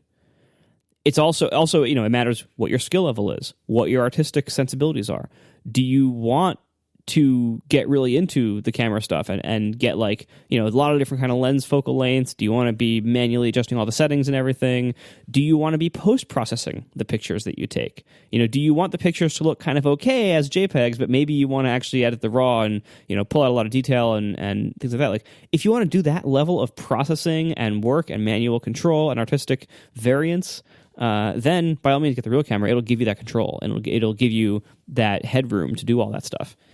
But if you're mostly just going to shoot stuff like right out of the camera and you want to like post it to Instagram or something, I think the phone's going to do a better job of that. And also, you're always going to have the phone with you. So it's kind of an unfair comparison. Like it's such a different beast. The fact that like you're always going to have that. It's always going to be in your pocket, charged, ready to go. And the camera is not. The camera is going to be in bags or closets a lot of the time when you wish you had it with you. So I really would urge you, if you can find a way to get both a really great phone camera and a standalone camera, go for it. But if you had to pick only one, obviously you're not going to go without a phone, but if you had to pick only one, I would go with the phone. John. What was your prediction for me again? I forget. I think you're going to side with me, but I think it's going to be real close. I don't think it's close at all. I totally side with you, and I'll explain all right. why. Everything Marco said is true, except he forgot one major factor here, because we have a use case here. We have a newborn. Like, you are incredibly motivated to take pictures and to carry a big camera with you when you have a kid. And the sort of missed opportunity, like the kid's never going to be that size again. You'd want to get like the very best picture. So all the downsides of the camera, that it's big, that it's bulky, that it's a pain to share, you are very motivated to share those pictures. You are very motivated to go to your computer and offload those and edit them. You are the most motivated you will ever be to deal with all the things that are disadvantages of a real camera. And you will get better pictures of it. And you will never have a chance to take a picture of your kid at these ages. You can never go back when you get a better camera. I look now, like we bought our first digital camera before we had our son. But he's in high school now, so the pictures are terrible. I wish I had, because digital cameras were terrible, and because we didn't get like the world's most expensive one, I wish I had a better camera. So I would say in this particular situation, not like in general, like what should I buy? I've got $1,000, should I buy the camera? But you have a newborn, spend the money on the big fancy camera. Take as many pictures as you can, because you will be very motivated to do so. You will thank yourself later. The other nice thing is newborns, like real honest to goodness newborns, don't move that much. And so it gives you the chance to get used to taking pictures of what are effectively still lifes. Around. Yeah, exactly. And I mean that genuinely, because it is hard for me to get a good picture of Declan these days because he's moving so darn much. Whereas Michaela has gotten more mobile recently, but especially early on for both of them, it was relatively easy to capture a decent picture of them. And now with Declan, it's very hard. So in that, to some degree, makes Marco's point even stronger. But yeah, I still think get yourself a decent camera with a decent lens. Even just one prime lens is all you need. That's all I had for like the first year or two that Declan was alive, and that'll be really incredible. And the other thing I would suggest, regardless of what you do, you get a phone. Marco's right also about the video. Like, you should have something to shoot video that's not your fancy camera, because iPhones will do better video than that, right? So hopefully somebody has a phone that does video. I think video is less important than it'd be like 4K 60 or whatever. Like, just get some video, because sometimes you forget to take video and then you don't get to hear their squeaky little voices and see how they moved and all that stuff. But anyway, the other thing I would suggest is if you can, get professional pictures taken at some milestone interval, because the professional picture taker is going to have a better camera than you, and that actually does make a difference. So that even if the camera you get isn't the best in the world, or maybe you just get the phone, you decide to just go with the phone, right? If you have like a 1-year-old, a 2-year-old, a 3-year-old, a 6-month, like at some interval, pay somebody with a very, very expensive camera to take decent pictures of your kids. So at the very least, and then make prints of them and put them on your walls and, do all that stuff. At the very least, you will have the best image capture possible at certain milestone ages for posterity, even if all the other pictures you have, like mine, like my kids, right? My digital camera in 2004 was crap, and the pictures from it are mostly crap. But we paid a professional photographer to take, formal portraits of, 6 months old, 1 year old. The intervals slack off as the second child comes, as everybody knows. But yeah. But yeah, having those is good. So it all doesn't really highlight how bad my pictures were at those times. But I'm glad that we paid someone to take the pictures with their fancy camera. It's not that expensive. You can just go to the mall and do it. Like, it's not these days. Any professional with any decent camera is going to be way better than yours, and they're going to look fantastic compared to your phone camera. And you can just go to the mall and get it done. It's not that expensive. Finally, Benjamin Jax writes, file systems make sense. There's a trunk, and you create branches of subdivision to make sense of your files. John, what are tags for? Benjamin, I'm going to blow your mind, or I'm going to try to anyway. My word. Semantically, there is no difference between tags and quote-unquote file systems and directories, right? When you say this is in, /USR/local, user local, right? It's like, oh, that's a directory. Like you're building this mental model of this tree of things and branching hallways. But semantically, when you look at the contents of that directory, whether with the ls command or opening a Finder window or any other way you can do it, all you're doing is showing all the files in the file system that have the tag directory is user local. Directories are just tags, like semantically. If you add more tags, cool, updated recently, like just any other thing, you can ask for all the files that have the tag cool, right? It's like, but wait, those aren't in the same directory. Yeah, but the ones in that directory also don't all have the tag cool. They're just a different way to ask for files. Directories are just now, implementation-wise, most file systems are not implemented that way. Some of them are, though. There is no distinction. So all tags is giving it a different name for like, what if instead of just having one tag for everything, and that's the way we always ask for them, give me all the things with a tag of user local, give me all the things with a tag of /user/John. Like, instead of doing that, we have another thing you can put on it. You could have /user/John, but you can also have a tag that's a color or a name or arbitrary text or whatever. And yes, you can ask for all the files that have that tag, or all the files that have a combination of tags. It's just different ways of slicing and dicing the same data, and none of them are any different from each other, except for the fact that we decide that a file can't have, well, not every, I was going to say a file can't have more than one directory tag, but with hard links to files and hard links to directories, and even that's not true. So, you got to free your mind. Directories are not semantically different than tags. They're actually all the same thing. And once you realize that, you will be enlightened and realize that it's just giving you more ways to view the same data. Thanks to our sponsors this week, Casper, Squarespace, and Eero, and we'll see you next week. Now the show is over. They didn't even mean to begin, 'cause it was accidental. Oh, it was accidental. John didn't do any research. Marco and Casey wouldn't let him, 'cause it was accidental. Oh, it was accidental. And you can find the show notes at atp.fm. And if you're into Twitter, you can follow them at CASEYLISS. So that's Casey Liss, MARCOARMENT, Marco Arment, SIRAC, USA Syracuse. It's accidental. They didn't mean to. Accidental. Tech podcast so long. So you appear to have sent us a photo that or a video that includes a very high perspective of your house. So it seems as though you have a drone. Sort of. So a listener and viewer, I can now say, was kind enough to send me for a short-term loan a DJI Mavic Pro.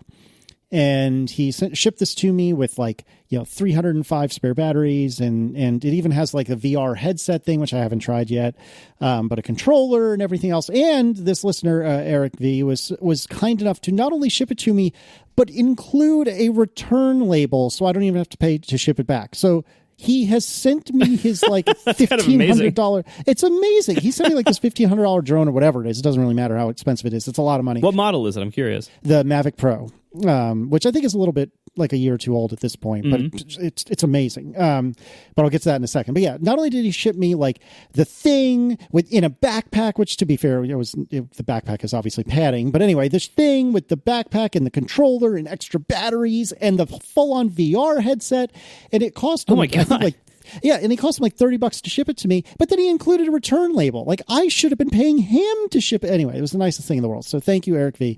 I really appreciate it. But this is the first time I've ever really used a drone. And it's a Mavic Pro.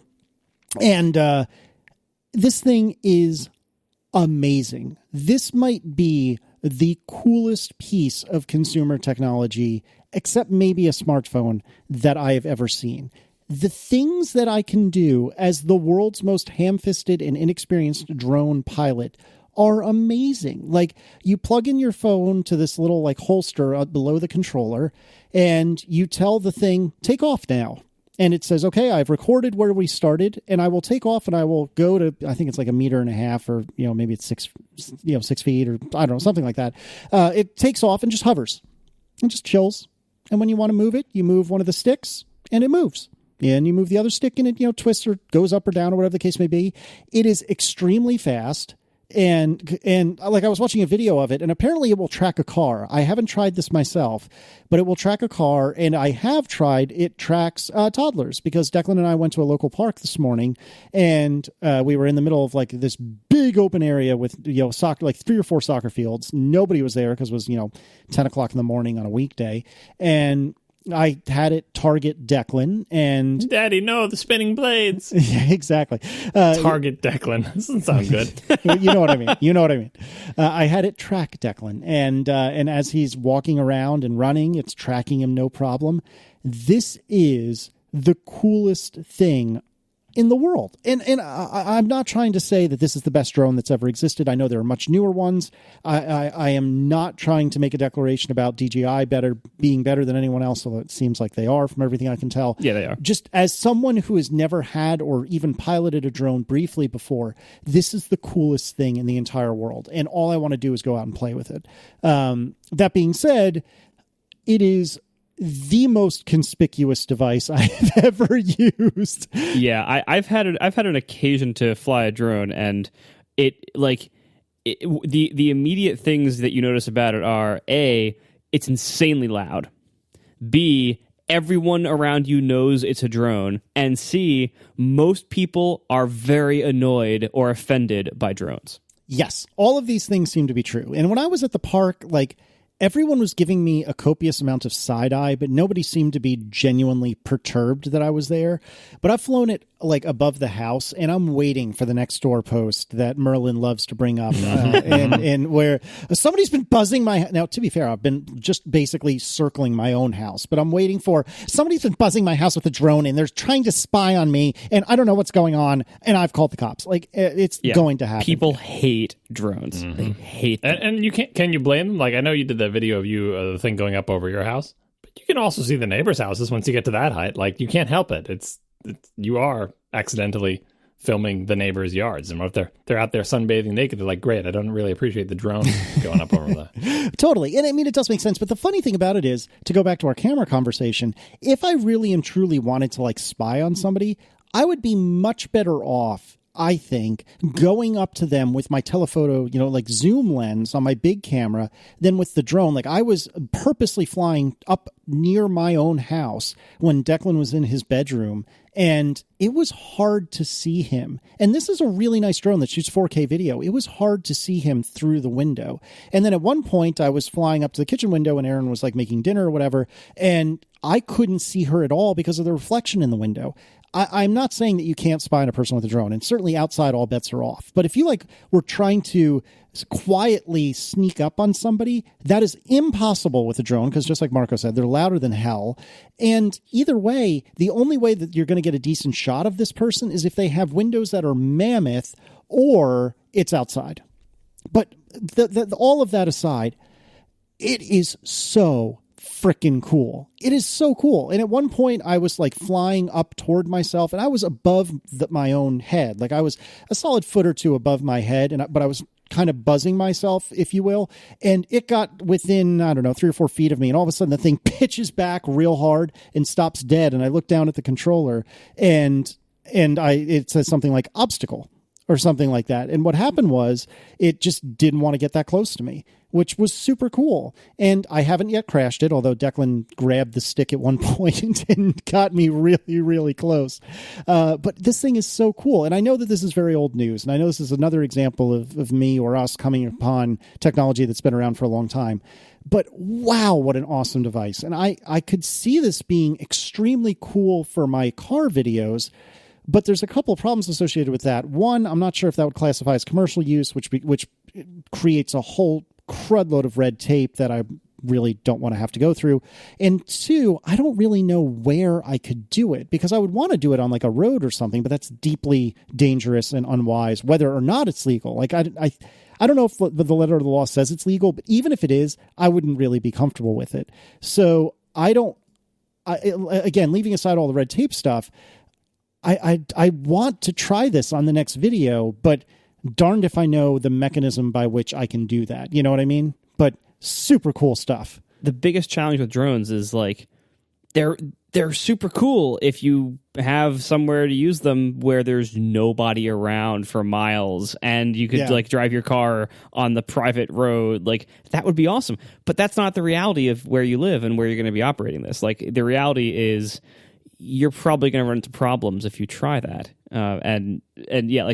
Ultimately, there is a valid question to ask, what should you use the drone for? What value does it have? And I think there are a lot of values it could have, basically in removing the need or reducing the need for fancy dollies and stuff, or other ways to get smooth panning shots, or looking, shooting around a circle view of the car.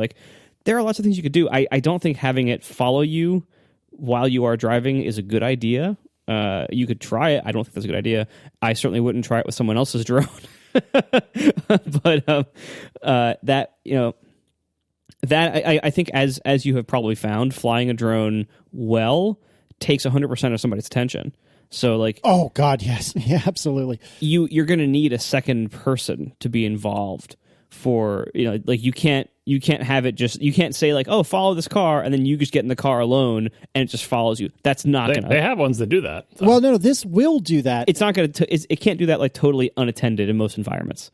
Well, so sort of. Your point is more right than you are wrong, but not exactly. So you're saying this, I think, from the perspective of somebody who lives in a fairly urban area. And having been to your home, that's your neighborhood is not unlike my neighborhood. But the difference between us is that I can get to relatively rural places very quickly. So I'm thinking more along the lines of my understanding of where Tiff's parents live. Yeah. Where there is the space and the lack of activity for me to probably be able to do this on a road in a situation where it really wouldn't be dangerous. But the problem I have with that is the most obvious and clear example to me is my mother-in-law's house, which is only about 20 minutes from where I live. But unfortunately, it is just barely within 5 miles of a little teeny tiny Cessna airport, not even a regional airport, but you know what I'm talking about? The little local yokel airport. And because of that, it means if I'm, again, going to follow the letter of the law, I would need to phone the airport every time I fly the drone in order to say, hey, is it cool if I'm flying, 4.9 miles from your tower? Because strictly speaking, if I understand the rules correctly, at least in America, if you're within 5 miles of any airport, even a little tiny one that does little Cessnas and nothing else, you still need to call the tower and tell them what's going on. Yeah, I mean, it's just there are so many problems and challenges of using drones like this that I can't see it being worth it for that. Like, I can't see it being worth the hassle. Like, they're a cool toy to play with. They're really cool. And they are really super impressive. Like, what like the modern DJI ones can do, like, they're super impressive.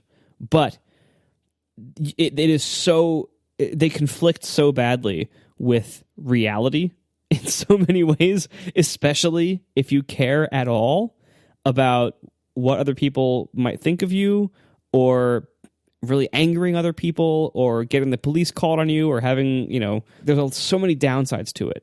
Is all of that worth getting a couple of shots that you could also get with a gimbal pretty well? Like, because like we don't need to see the car from space. Like, for the most part, like you could replace the entire drone. You could replace it with a person holding a camera and panning it on a tripod or walking around with a gimbal. I feel like it's a tool that is better used probably by larger and more specialized types of production staffs. For your use, making car videos mostly by yourself, I don't think it's a good idea. I think it would be way more trouble than it's worth. And I think you would end up getting not that much footage out of it for the amount of money you would spend on it. Yeah, I think that's the thing is that, I have not looked at how expensive this drone is, but I think it was over $1,000. And certainly once you add like a couple extra batteries and this and that and the other thing, and not to say that I would have to get a Mavic Pro, I forget what the little tiny one is that DJI makes. I mean, it's a good value for what it is, but it's such a specialized tool, and it comes with such massive costs and downsides to use that I don't think it's what you need right now for the kind of stuff that you do. I think it would be a fun toy to play with, which now because you are playing with a fun. It's kind of like your Wrangler phase. Like it's it's a fun toy to play with, but I think you probably have already found, if not, you will find that to actually own it is probably not a good idea for you for what you're doing, because again, like it needs an environment you don't live in. And it needs like an operator, and you tend to shoot most of your stuff alone. Yeah, and that's the thing. Like, what I would want to do is get footage on a road, and it may be like the little access road on the way to my old office, which is a road that has a couple of turns, but really it's just like it's one of those situations where it's almost like a parking lot access. You know what I mean? Like the only reason you go on this road is to go into one of the several parking lots off of it. So I think I could go there on like a weekend or something like that when there's almost no traffic, because it's nothing but business office buildings back there. And I could probably have it track me, because if I just get over the trees, vertically speaking, if I just get it over the trees and tell it track the car, this road is like a quarter mile long. It has a couple of turns in it. That's all I would need. I think it would be enough. But the thing that actually turns me off, there's two things that deeply turn me off about it. Number one, in order to do that, I would need to have a drone, which is, $1,500 or $1,000 or something like that, which is, I think, not a great return on investment, to your point, Marco. And number two, if I really wanted to do this properly, I think even though I actually have not received any money from YouTube, but hypothetically YouTube owes me like $30. So I think, strictly speaking, this is commercial, which means I need to go through like this apparently reasonably involved licensure process. And so I don't think that juice is going to be worth the squeeze, even though, oh my God, I want it so bad. Well, but and again, I think ultimately you should only be looking at stuff like this, A, if you're, a bigger production, but B, if you have someone dedicated to operating it. This is going to solve some problems for you that you wouldn't have if you just had a second person operating a camera on a tripod, or if you had a second driver. Like I noticed Aaron was in your last video for like 2 seconds doing one driving shot, because I guess you were operating the camera. Exactly. If you can just do that more, like you can just, if you have somebody operating a camera while someone else drives the car, that solves a lot of your problem for you, and with at no cost, using the stuff you already have. By the way, also a little thing about drones, they can't include audio because all you would hear would be their propellers. So you have to also have audio separate, and you can't be recording the audio from what the drone is seeing, even if you use an external microphone like down on the ground, because it'll just hear the drone. Like they're so loud. Yeah. Like unless the drone's like 500 feet in the air, right? So like it's such a specialized tool. And it is such a cool toy to play with. And so it's easy to say like, Yeah, they're wonderful. Like they're buy one. They're so much fun. But I bet a lot of people have drones sitting in boxes and closets not being used because it turns out they're a pain in the ass to use. Oh, yeah. If it wasn't for the car videos, there is zero doubt in my mind I would spend a whole pile of money on one, use it like twice, and it just, like you said, it would just collect dust until the end of time. Yeah. The car videos are what makes me wonder, is it possibly worth it? It's not. However, step one, get a second person to just hold an iPhone and turn it on a tripod as you drive by. Yeah, exactly. No, you're very right. That's step one, and you can already do that today. And if you really can't find another person to help you out that often, you shouldn't get a drone because you will need another person to help you out that often to operate that drone. Yeah. I completely agree with you. That's more boring than a drone shot. I mean, it's not a replacement for a tripod. I mean, like I think the drone, look, it's not that much more expensive than an iPhone. And if you just got it because it's a fun thing to have, that's a perfectly good reason to get it. Like, say this is going to be just a hobby thing. Even if you're not making car videos, you just want a drone because they're cool and they're fun to have, and you want to take it on vacation and fly low over the waves at your beach house and make a cool video. Whatever. Like, I think that's fine. But like, eventually, for the car videos, like it's silly, obviously now, but you could graduate to it. You can get those 4 magic words that I know you aspire to, Casey. Professional driver, closed course. Go to a racetrack, drive the car on the racetrack, and have someone fly the drone over you as you drive around the corners at the racetrack. Every car show does that, right? You get, in theory, you get clearance from the track to say, I'm going to drive on your track, I'm going to rent it for the day, I'm going to fly a drone. And they're like, go ahead. Closed course, do whatever you want, and that shot is always there, and you don't need audio because it's the part where the music's playing and you're doing a voiceover and you're talking about the car, and the drone comes in and flies down over the car as it races around the racetrack. That's a thing that you could do with technology and budget you have available. It's not going to make your video that much better that you're going to make that money back, for sure, but it's really cool. Like, I feel like the drone, if you want a drone, you should get it because you're going to do fun things with a drone, and it's like a hobby. Like the same reason you get, like, just something fun to play with. Like, I don't know if it would be worth it for me to play with, but if you, like, I think you could get $1,000 of fun out of a drone over the course of a year. And maybe after a year you get bored or whatever. No, you can't fly it around your neighborhood and annoy your neighbors. But if you're ever going on vacation, or you're going to someone's house who owns acres of land, or you're going somewhere where there aren't a lot of people and you just want to take cool videos that you're never going to upload to anybody, you're just going to have them for yourself because they're cool. It's one of the things you can do with technology. Right, let's not forget about fun. But for the car stuff, yeah, you do need a crew. You do need renting the race course is going to be a lot more expensive than the drone, right? But that is a shot that everybody does, and that's the difference between that and a tripod, because no one on a tripod can fly over you as you go around a racetrack, right? That's the shots that you can only get with the drone. And they're very popular. Like, it used to be that you could only get that shot with a helicopter in the 80s. We could call them helicopter shots. But now when I watch them, I realize sometimes, it's not a helicopter, right? Like, no one's renting a helicopter for this. It's just some person with a drone controlling it with their phone. But it looks just as good as a helicopter shot.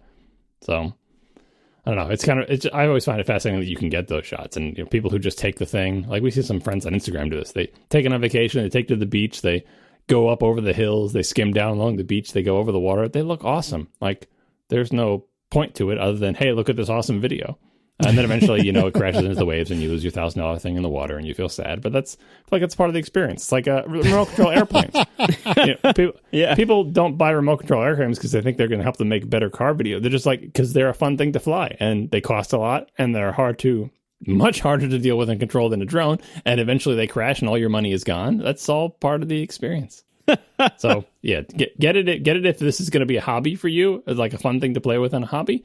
For the car videos, maybe. Like, we can all see the shot, right? The one over you driving on a race course. Oh, yeah. We can all see it on our head. Someday I feel like you could pull off that shot. Maybe you don't buy one. Maybe you rent one. Maybe you get a friend who's going to control the thing, who brings their drone and they fly it. So if it crashes, it's not your fault, right? And they fly over you when you rent the race course, right? I don't know. It's serious when, of all the people in the world, it is Marco telling me not to spend money. Because Marco's profession at this point is basically to get all of his friends to spend obscene amounts of money. He did try to tell the person to get the phone and the real camera. So I feel like he met his quota for the episode. Yeah, but I mean, if Marco is the one saying, no, Casey, don't buy the drone, then I really shouldn't be buying this damn thing. But Marco would still buy the drone. I did buy the drone. Wait, you have one?